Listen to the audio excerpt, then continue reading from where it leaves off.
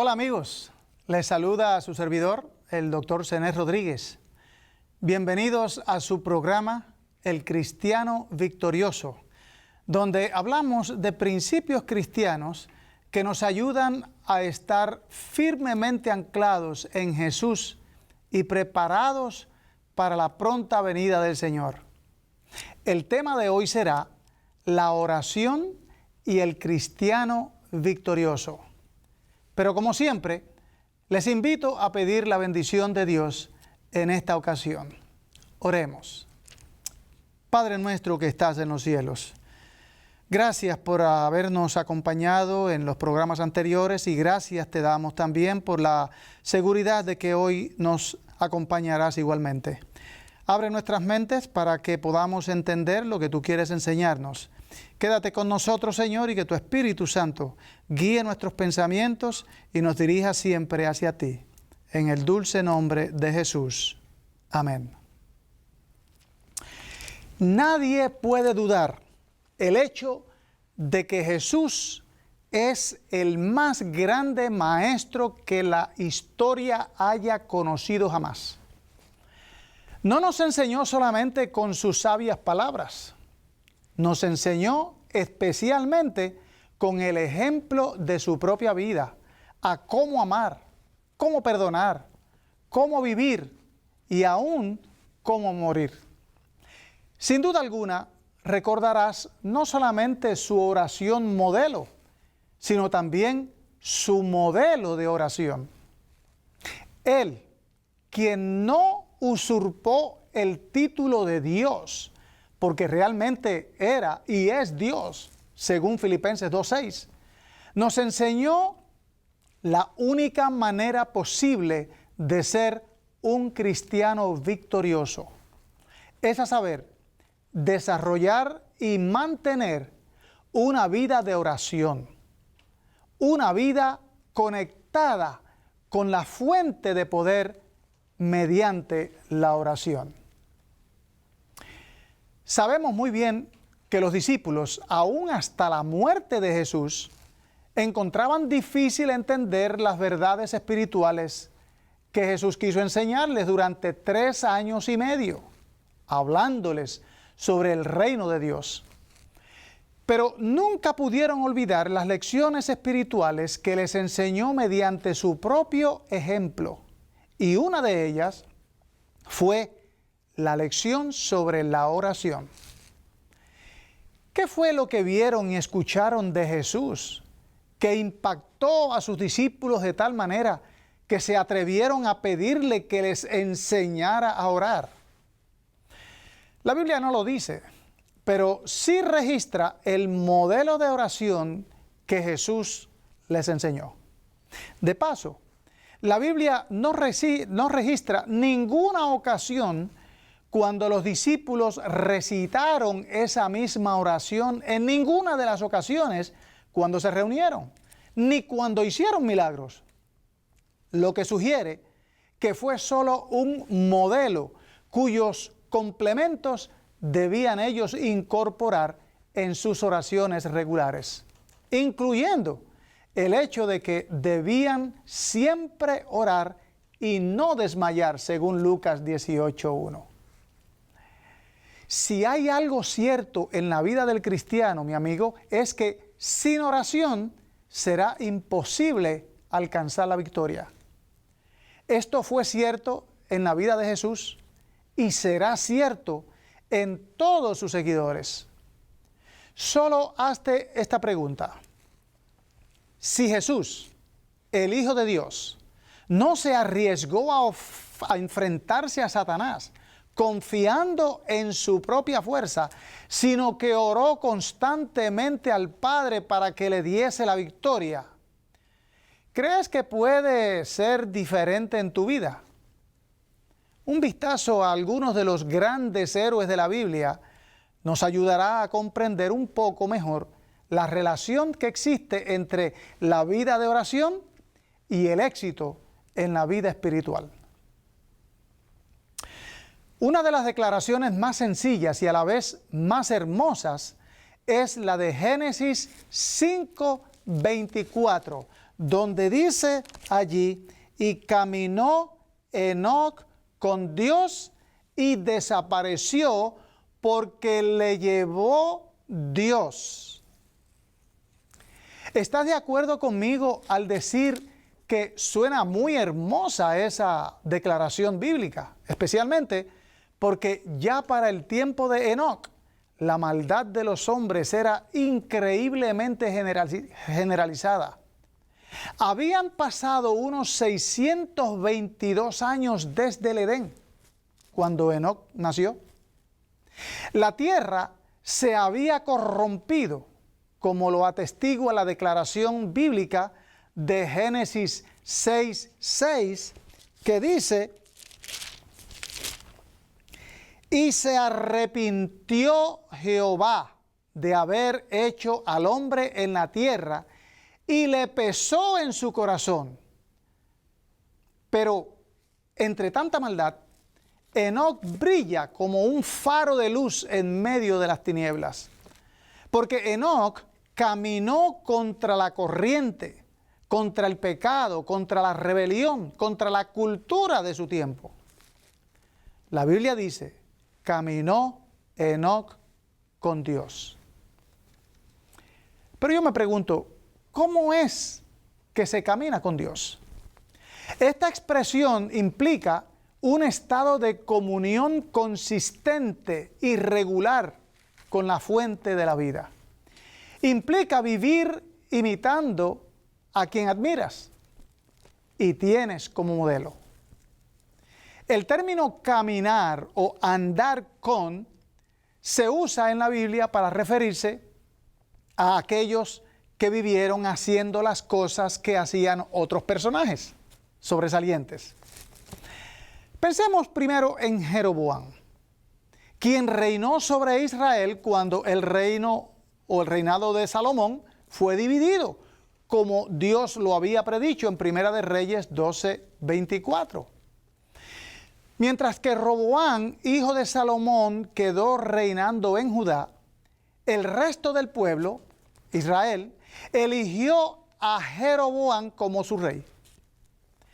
En un esfuerzo para evitar que Israel regresara bajo el reinado del hijo de Salomón, Jeroboam levantó dos grandes centros de adoración con becerros de oro, el dios Baal, y llevó a Israel a una decadencia religiosa extrema durante su reinado. Así dice Primera de Reyes 15:26 acerca de los que reinaron en Israel después de Jeroboam, comenzando con su propio hijo Nadab. Dice: hizo lo malo ante los ojos de Jehová, andando en el camino de su padre y en los pecados con que éste hizo pecar a Israel. Y el versículo 34 dice sobre el rey Baasa: anduvo en el camino de Jeroboam y en el pecado con que éste hizo pecar a Israel. Y poco más en el capítulo 16 y en el versículo 18 y 19 dice acerca de Zimri: así murió por los pecados que había cometido, haciendo lo malo ante los ojos de Jehová y andando en los caminos de Jeroboam y en el pecado que éste cometió al hacer pecar a Israel. De modo que el caminar de Enoc con Dios significa que él imitaba a Dios en su carácter. Su vida reflejaba las cualidades de su Hacedor, porque comulgaba con Dios diariamente, al punto que hablaba como Dios, amaba como Dios, pensaba como Dios, y Dios decidió llevarlo al cielo como un ejemplo de lo que se puede lograr cuando pasamos tiempo a solas con Dios. Por eso, mi escritora favorita definió la oración como el acto de abrir nuestro corazón a Dios como a un amigo. Cuando tú pasas tiempo con Dios, hablándole como lo haces con tu mejor amigo, llegas a entender su voluntad. Entonces la obedeces y continúas pasando tiempo con Él en oración. Y Dios les sigue revelando cómo vivir. Así fue que Enoc pasó no una semana, o un mes, o 10 años, sino 365 años, según Génesis 5:23. ¿Qué diferencia se vería en tu vida y en la mía si pasáramos al menos 365 días caminando con Jesús? Si hubiese sido Enoc el único ejemplo bíblico de una vida admirable de oración, podríamos decir que fue una simple excepción. Pero hay muchos hombres y mujeres quienes, si bien es cierto que no fueron trasladados al cielo como Enoc, nos sirven como ejemplos dignos de imitar. A menudo encontramos en el Antiguo Testamento interesantes individuos, hombres, mujeres, jóvenes, adultos, ancianos, gente de campo, hombres de alcurnia, reyes y plebeyos, cuyas vidas nos enseñan que la victoria en la vida espiritual no es asunto de casualidad, sino el resultado de una íntima relación con Dios. Hay oraciones extensas y oraciones cortas, oraciones personales, así como oraciones corporativas y de intercesión. Es hermoso pensar en el relato biográfico que escribió Samuel acerca de la oración que hizo su propia madre cuando pedía a Dios un hijo. La Biblia dice en 1 Samuel 1:11 que Ana, dice, muy angustiada, oraba al Señor y lloraba amargamente. E hizo voto y dijo: oh Señor de los ejércitos, si tú te dignas mirar la aflicción de tu sierva, te acuerdas de mí y no te olvidas de tu sierva, sino que das un hijo a tu sierva, yo lo dedicaré al Señor por todos los días de su vida, y nunca pasará navaja sobre su cabeza. Era una oración sincera, arrancada de un corazón angustiado por la humillación que le hacía la otra esposa del Cana. Orando a Dios en el templo, sus labios solo se movían, pero el Dios que escudriña los corazones, escucha también lo que aún en silencio le decimos. No creo que fue esa la única oración de Ana, ni la primera ni la última, por cuanto hizo una promesa que solamente se podía cumplir mediante una dependencia constante de Dios. Dios escucha tus angustias, mi amigo. Él oye tus desesperados ruegos y no ignora la causa de tus lágrimas. Pero no siempre responde, ni dándote todo lo que pides, ni en el momento cuando lo deseas, ni en la forma en que lo esperas. No porque Dios no pueda o no desee hacerlo, sino porque Él sabe más que tú qué es lo que realmente necesitas y cuándo lo necesitas y de qué forma lo debes recibir. ¿No crees que Ana había llorado antes? ¿Era ese su único día de angustia? ¿Su única oración pidiendo un hijo? No lo creo. Pero fue esa oración sincera, desesperada, urgente, cuando Dios concluyó que era el momento para responder. ¿Y qué respuesta? Nunca Ana sospechó de que de su vientre saldría no solamente un líder de Israel, sino uno de los más renombrados y ejemplares. Samuel llegó en un momento crucial en la historia de Israel. Fue un tipo de Jesús, llegando a ejercer el triple cargo de juez, sacerdote y profeta. Sabemos muy poco sobre todo lo que dijo Ana en su oración, pidiendo un hijo. Pero tenemos acceso a la oración completa que hizo Ana cuando dedicó a su hijo y lo dejó en el templo a la edad de aproximadamente 5 años. Primera de Samuel 2, 1 al 10, nos dice parte de su oración y su canto. Dice así, por ejemplo, en el versículo 2. No hay santo como Jehová, porque no hay ninguno fuera de ti, y no hay refugio como el Dios nuestro. Y el versículo 8 dice, Él levanta del polvo al pobre, y del muladar exalta al menesteroso, para hacerle sentar con príncipes y heredar un sitio de honor. Porque de Jehová son las columnas de la tierra, y Él afirmó sobre ellas el mundo. Sobre esto comenta mi escritora favorita en Patriarcas y Profetas, página 558, párrafo 5.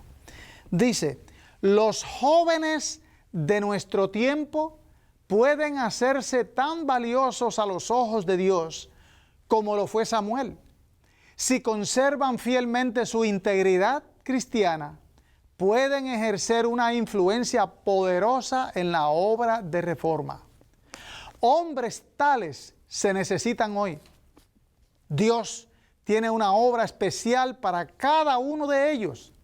Jamás lograron los hombres resultados más grandes en favor de Dios y de la humanidad que los que pueden lograr en esta época nuestra, quienes sean fieles al cometido que Dios les ha confiado.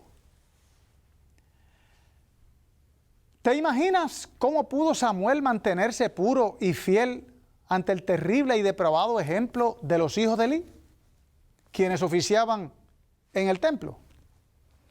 ¿No sería acaso que su vida de oración aprendida desde su niñez sobre las rodillas de su madre lo capacitó para vencer las tentaciones a las que se enfrentaba cada día? Con razón, Pablo aconsejó en Primera de Tesalonicenses 5:17 lo siguiente. Dice allí, orad sin cesar. Y el mismo Jesús, en Mateo 26:41, aconsejó a sus discípulos, velad y orad para que no entréis en tentación. El espíritu a la verdad está dispuesto, pero la carne es débil. Amigo mío, ¿por qué no orar un poco más? ¿Por qué lanzarte al mar tormentoso de la vida sin el salvavidas de la oración? ¿Acaso has olvidado que Satanás anda como león rugiente, buscando a quien devorar, según Primera de Pedro 5:8? Ese a quien él anda buscando es precisamente a ti, porque sabe que tu descuido en este aspecto de la vida cristiana resultará en tu derrota espiritual. He conocido a algunas personas que no conciben la idea de orar a menos que lo hagan de rodillas. Consideran que es una ofensa o una falta de respeto a Dios el orar a menos que estén de rodillas. No argumento en contra de ese ideal. Al fin de cuentas, el Salmo 95:6 dice de la siguiente forma: venid, adoremos y postrémonos, arrodillémonos delante de Jehová nuestro Hacedor. ¿Notaste? Jesús en el Monte de los Olivos, esperando la agonizante hora de su crucifixión, oró de rodillas ante el Padre, diciendo en Lucas 22, 41 al 42, lo siguiente: Padre, si quieres, pasa de mí esta copa, pero no se haga mi voluntad, sino la tuya. Y en Hechos, capítulo 7, versículo 60, cuando estaban apedreando a Esteban, la Biblia dice, y puesto de rodillas, clamó a gran voz: Señor, no les tomes en cuenta este pecado. Y habiendo dicho esto, durmió. ¿Quiere decir entonces que Dios rechaza tu oración a menos que ores de rodillas?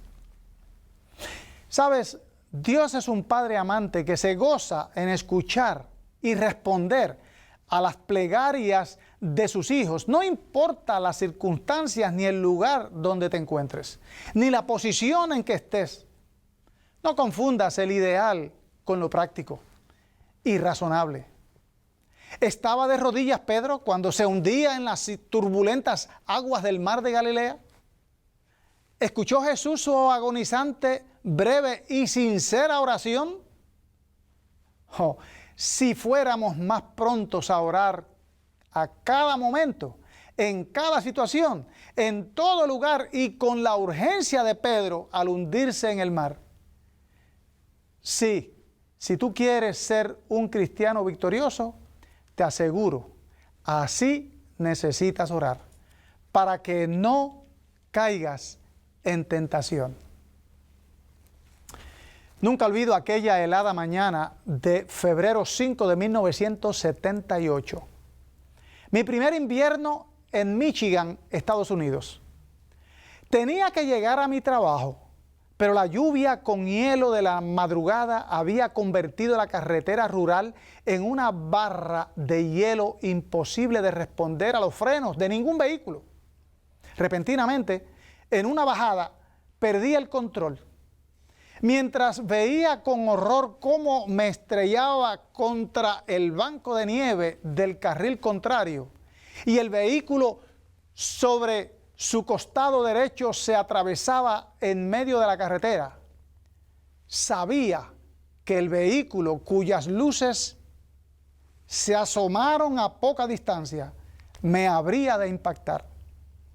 Dentro del vehículo, parado sobre la puerta del pasajero, y mientras me agarraba fuertemente del timón con los ojos cerrados para protegerlos, solo tuve tiempo para decir, como Pedro: Señor, sálvame.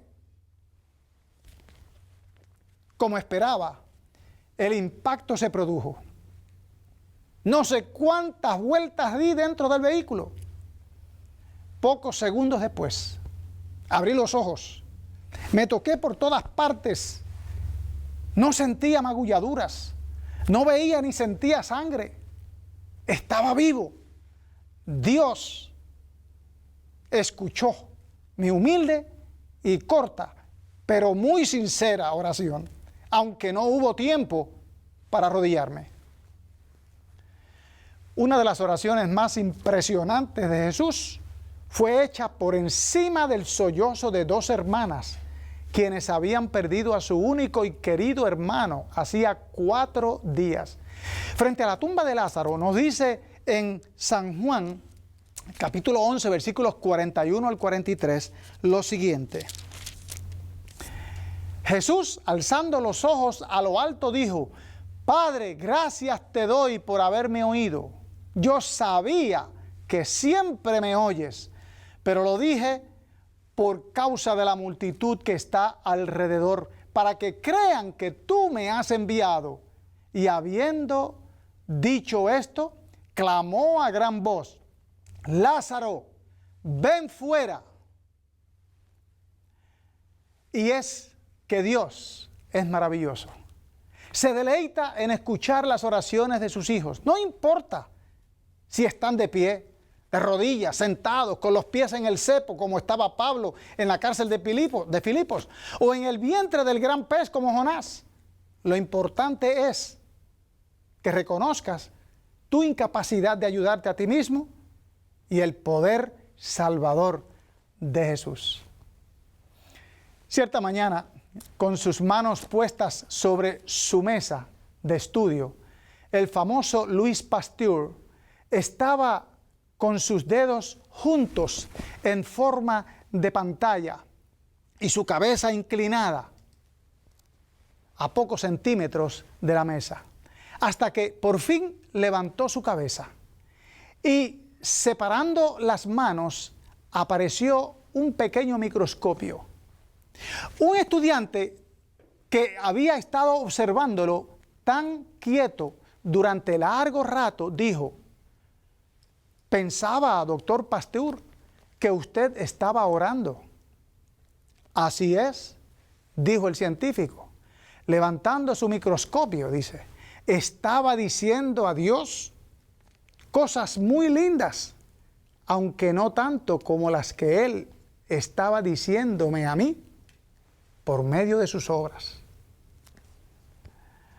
Dios anhela comunicarse contigo por medio de la oración. Date a ti mismo el privilegio de hablar con el Creador del universo, el que te dio vida, el que te sostiene con su poder y que anhela encontrarse contigo más a menudo. Te animo a que aproveches ese grandísimo privilegio que tu Salvador, que tu Dios, que tu mejor amigo te ofrece. La oración, dice mi escritora favorita, es el aliento del alma. Sin ella te arriesgas a perecer espiritualmente y a perder la vida eterna. No descuides el privilegio y la necesidad de la oración. El Señor espera de ti cada día, cada momento, al empezar el día y al terminarlo. Entrégate a Dios cada mañana, busca de Él, entrégale tu corazón, háblale como al mejor amigo que jamás hayas tenido y verás cuánta paz recibes cada día en tu corazón. Que el Señor te dé su bendición hoy. Amén.